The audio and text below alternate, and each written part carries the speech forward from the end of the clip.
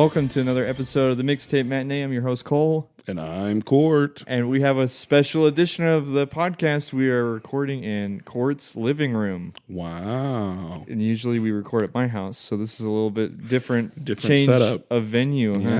Yeah. Well, today, we don't have any guests today, but we do have an awesome movie episode for you. Also, interesting fact, this is going to be our first episode where we talk about documentaries, which we haven't done yet. So that'll be kind of cool to dig into that.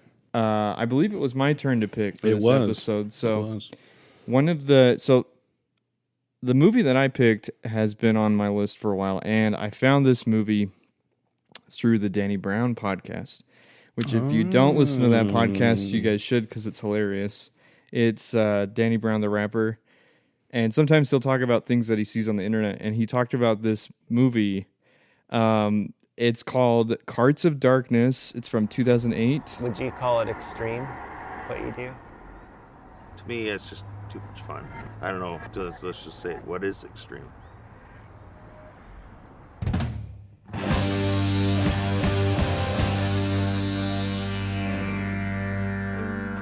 I don't have any furniture. I have no wife. I have no kids to look after. I got nothing.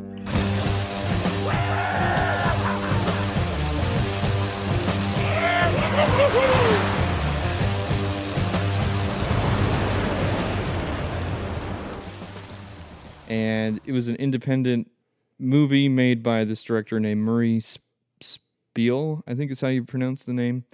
Anyway, it's basically he goes around and he interviews these homeless men in the city of Vancouver who use shopping carts to collect bottles and cans in return for money, but then they also race down these really steep hills. You put the cart in front of the horse. The big deal is that they are extreme sports addicts. They go down the hills in these shopping carts at like 40 kilometers an hour. Yeah, they put big stones, or they just put a lot of weights in them to just try to make the carts go as fast as possible. And when kind of looking at it, it is kind of a funny kind of idea for a movie. But so I guess the director Murray, I didn't know this, but Court, you looked this up before it even showed him, but he is a quadriplegic because he was in a car accident. But before he had his accident, he was really into making sports documentaries like snowboarding and skateboarding. So he was kind of into like this extreme kind of world, and that was all kind of taken away from him when he had his accident. But then he moved back home to Vancouver, where he's from, and he just started noticing these guys in their shopping carts and seeing them race down these streets and basically just using their feet as like brakes. Yeah, I learned a lot about the type of shopping cart that you want to use for there's things you don't take in consideration, like how it's gonna be for the setup of your feet, how whether it has a place for you to like lean over, and where's like an easy place for you to steal a cart. Yeah, like what places can you steal? That's true. The movie basically centers around a few characters. There's one most notable real life people. Yeah, the most famous one is this guy named Big Al, which you kind of follow throughout the whole film, and then there's this one guy named Fergie, which I thought that was kind of funny. He is an older guy that plays guitar in the movie, but he's also super alcoholic kind of character. Yeah. And then there was one other guy I can't remember, but the main two is kind of Fergie and Big Al that they kind of interview, and then just kind of follow them around, and then they kind of show you kind of what a day looks like for them. They wake up early, they go to this kind of wealthy, affluent neighborhood in Vancouver, get cans, glass, bottles, all that, and then they say, you're done by like the afternoon, by lunchtime, and then they race carts for the rest of the day. Yeah. So yeah, this was an interesting view into Vancouver in the 90s that I didn't realize. It is kind of fun. It's like the short little, it's only an hour long. We watched it on Tubi, so it's available on there if you guys wanted to watch it. But yeah, just an interesting look into the life of homeless people, even in Canada, where they have free healthcare and stuff like that. Um, this movie is different from the other movie that we're going to talk about today, in that, I mean, it talks about serious topics like homelessness, but there's also kind of like this lightheartedness to it because it's talking about something extreme. And in some ways, I feel like the director kind of exploited these guys Oh, really? in a little bit of a way. I mean, not. Yeah, I mean, he helps them get an apartment, I guess, but it's also like, does he really do anything to help them? You know, it's kind of like, I think he just is like, can I just film you guys? I mean, he does get into the world, but yeah, part of me kind of felt it was a little exploitative, but That's interesting. I didn't pick up on that vibe. I kind of got that vibe. But I mean, we were laughing. I mean, when we watched it, Court, you had a concerned look on your face, like you weren't sure what to make of the movie When we were watching it, Yeah, like when they're going down the hill, and I thought they were going to crash and burn. I don't know. You just kept being like, "What the heck? What the heck?" Yeah. You just were kind of a little confused by it, I guess. No, I just wasn't expecting this crazy world of to be fair, shopping cart hill. I don't know what to say. Well, to be fair, I didn't tell you anything about it. Yeah, it was. I wanted you to go into it dark. Yeah. Kind of like blind, like not looking anything up. But I thought it was a humanizing portrayal of people who are homeless. Thought it was also fun that it was about this side of things that you don't really see much of, which is shopping carts being Going used down- as an extreme an extreme sport. Yeah. Yeah, and it had kind of a DIY aesthetic to it. Kind of definitely an indie made like documentary. Yeah. Which is kind of fun. If you like documentaries, this is a fun little slice of this 90s life of these homeless people. So that was kind of fun. And we did learn a couple slang words that we didn't know before, like when they were talking about getting basically bottles of wine. Or I guess not wine, but like liquor. Liquor is called bottle of goof. Was it goof? Yeah, it was goof. It was definitely goof, and I was like, "What the heck is that?" Anyway, that's a Canadian thing, so that was interesting. Get yourself a bottle of goof, eh? Yeah. So, anyway, go check this film out if you haven't seen it. Court, So Cole chose the initial movie, and the way that we always do it, right, is like the one person chooses one movie, and then we watch it, and then the other person thinks about it, does research, tries to find something to pair it with. So I was like, okay, this movie had kind of two themes, homelessness and extreme sports. So I tried really hard to find another movie that had homelessness and extreme sports in it. And I just like, if you just think about it, it's such a interesting niche type of thing. Yeah. I didn't have much luck as far as that goes, but I did find this documentary called Skid Row Marathon. People question, why are you spending this kind of money to take people halfway around the world? It's such a big deal being here. It's not just about homeless people running in Rome.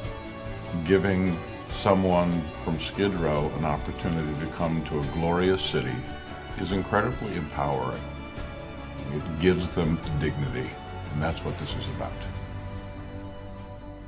Where this judge, let me pull up his name. This documentary is from 2017, and it's directed by Mark Hayes, and it tells the inspiring story of Los Angeles Superior Court Judge Craig Mitchell and the running club he founded at the Midnight Mission, a homeless shelter in LA's Skid Row. Basically, it follows the lives of different people who are dealing with addiction and past criminal history problems, and shows their lives as they train for and participate in two different marathons. One takes place in Ghana, and the other one takes place in Rome, Italy. And the majority of the film, however, takes place in LA. in Skid Row, and I was a different aesthetic than the other film. It was much more. It was less like DIY vibes, I would say. And it didn't have kind of the levity of the extreme sports side of things. Like levity is maybe the wrong word, but you get what I'm trying to say. Like, I mean, this was less of a, not that the other film was lighthearted, but this one had less. this was more inspirational, Yeah, it was more inspirational. more emotional. Yeah, I found myself tearing up a few times during the movie, yeah, and really hopeful too.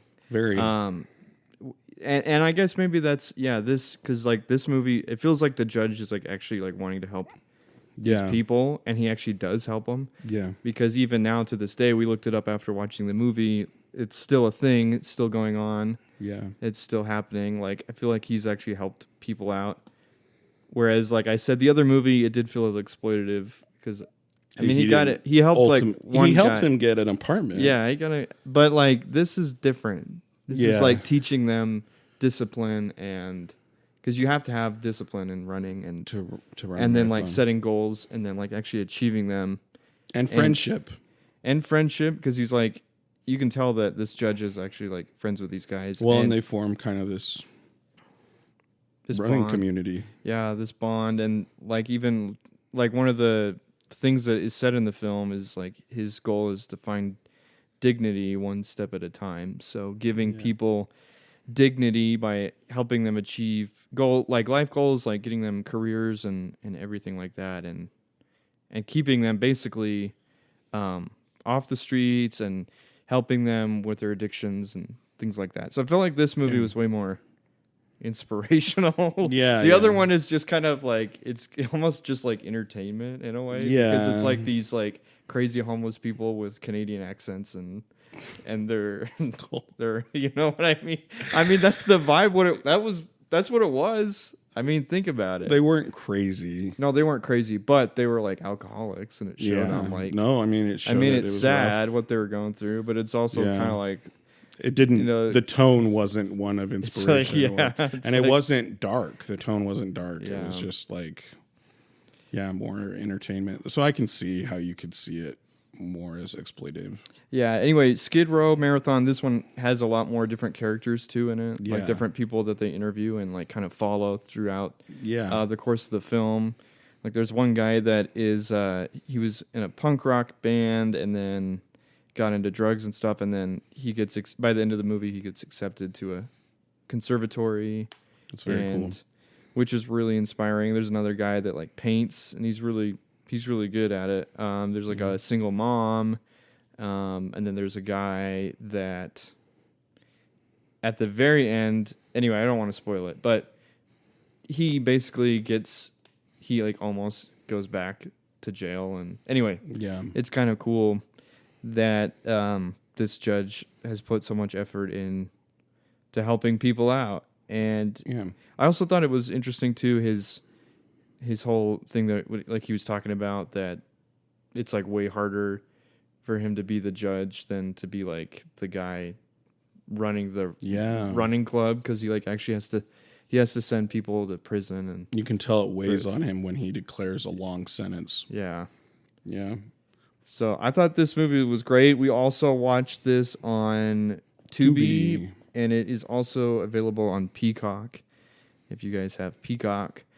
But I thought, both these movies paired well together. I like that you found, the homelessness aspect, and then like with a sport, which was kind of cool. As a way to help people out with their addictions, and then to try to make their life better through sports. Because sports is something that you have to be dedicated to, and it like forces you to make goals and accomplish things, which then gives like people it gives people motivation to keep going. Exactly. And I think Rome seemed like a really inspiring place to take this group of artistic folks who also happen to have addictions. And he took like 25 people to Rome, which is crazy. Like all the logistics, and then getting the funding and, getting the money to help send all those people and put them up in hotels and all of that. It's a lot of work.